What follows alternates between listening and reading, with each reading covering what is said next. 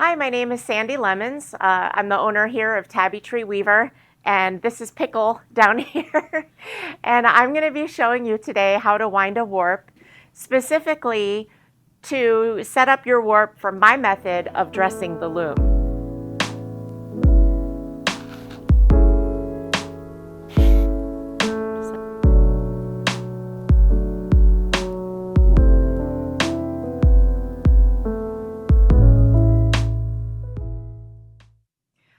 So first off, here's a warping board. You have all these pegs. You don't have to use all of these pegs. These pegs mostly are just to help you get the length that you need for the warp that you're winding. The pegs that you will need to use are this first peg here, these two pegs, and you will be making a cross with your warp in the middle here. And then the rest of these pegs are just for getting the length that you need. So I have a guide string on my warping board all the time that is way longer than I'm actually going to need. So if I need to wind, let's say, a 4-yard warp, I put the guide string on these pegs that I know I need to use. This is 1 yard from here down to this peg on this particular warping board. And then to go from one of these pegs to the other side is another yard. And so I use the warping board in order to measure my warp. So here I have 1 yard already. From here to here is 2 yards. From here to here is 3 yards. And I've got a tangled mess in here, but I think you get the point. I can use these pegs any way that I want to. I've got 1 yard from here to here. If I need a 2.5 yard warp, I can go around here, back to here, and then I can use these pegs this way in order to get the extra 18 inches I need for that half yard. So don't limit yourself to which pegs you use when winding the warp. So today I'm doing a short warp since this is just a demonstration. So I'm going to go ahead and put my guide string on here. I've got 1 yard and then 2 yard.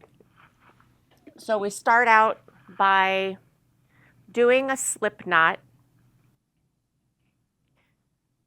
I've got my slip knot and I start my warp at the bottom peg. And then I'm going to just follow my guide string. And then this is where my cross is going to be. So I'm going down between these two pegs, back around here, go around that peg, and I stay up. I'm not making another cross here. I only have a cross here. So now I'm going down again, but then back up to this peg and around. So I will just keep on going in this way, pushing the threads in as I go until I have the number of warp threads that I need. And you'll notice I don't have a death grip on this. You don't want it to be droopy, but you don't need to be pulling it really tight. What's important is that it's even. The tension is even as you go.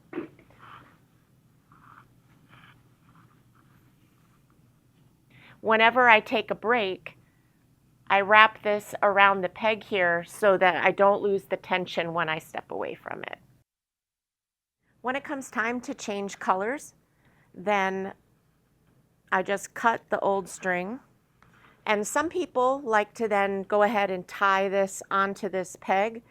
I prefer to tie the new color to the old color to have one continuous strand. And I like to do that because I feel like it helps me get more even tension, more consistent tension in my warp. But either way works. So I just line up my old color with my new color, and I just do a simple overhand knot. And it's okay that it's here because this is all going to be loom waste anyway. This is part of the warp that can't be woven. So don't worry about knots that end up in this space. And then from here, I just keep going. As I'm winding my warp, I'm continually pushing these in, but I am not letting them overlap. As I pass by again, I am not letting these overlap this way, but line up right next to each other, and I keep pushing them in as I go. So I want to show you how to count the warp threads as you go. As a reminder, from this bottom peg up to this top peg is one warp thread, and then from here back down to here is a second warp thread. And so when they go around this peg, one of these loops here represents 2 warp threads. So I have a total here of 7 loops. That means I have wound 14 warp threads so far. And now I'm going to want to tie them off in 1-inch bundles. That means how many threads do I have in 1 inch of warp width? So I'm weaving with 5/2 cotton, and I've chosen to use a set of 16 ends per inch. That means I need to tie 16 warp threads in one bundle right up here at this top peg. That is represented by 8 loops at the top here. I only have 7 so far, so I need to do 1 more before I can tie my first 1-inch bundle. Again, because my set for this yarn is 16 ends per inch, I need 16 warp threads tied into 1 bundle, and so I'm going to count out 8 of these loops, which is the same as 16 warp threads, and I have these little pre-cut strings. And I'm just going to tie these in a simple knot around here. You don't need to do a bow. These are not going to ever come off. And this is going to help us later when we put this on the loom.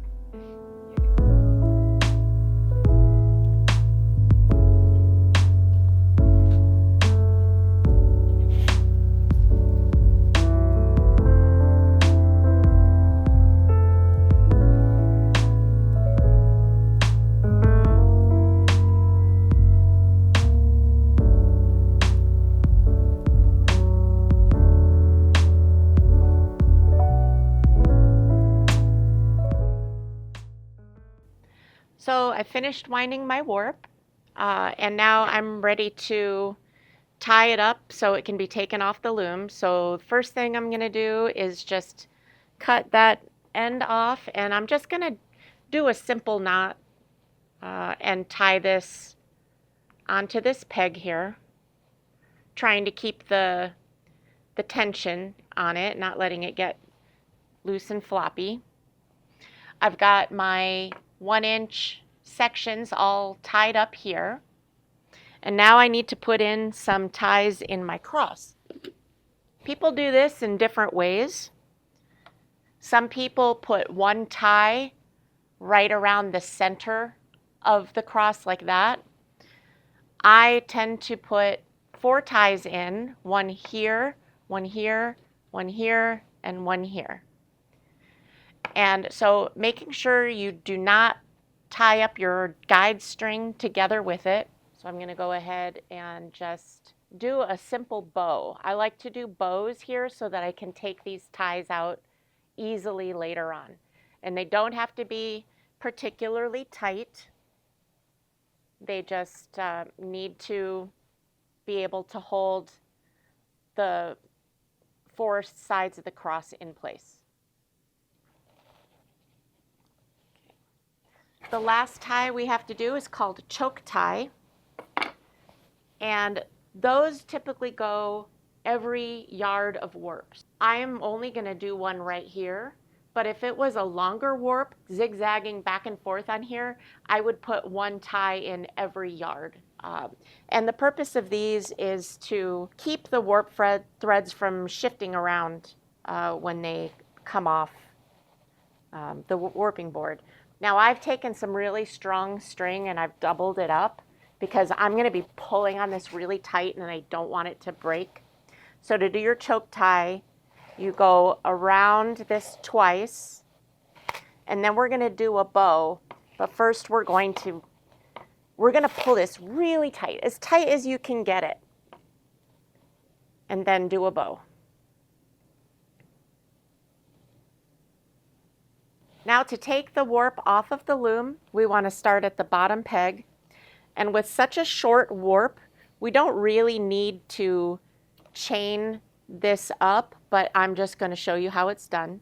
So I'll put my hand in here. I'm going to grab here and pull this over. Then put my hand through there again, grab here, pull this over, and just keep repeating that. If you know how to crochet, then this is just a chain stitch. And it helps to keep the warp from getting tangled or snagged or anything like that until you're ready to put it on the loom. So there is your chained up warp.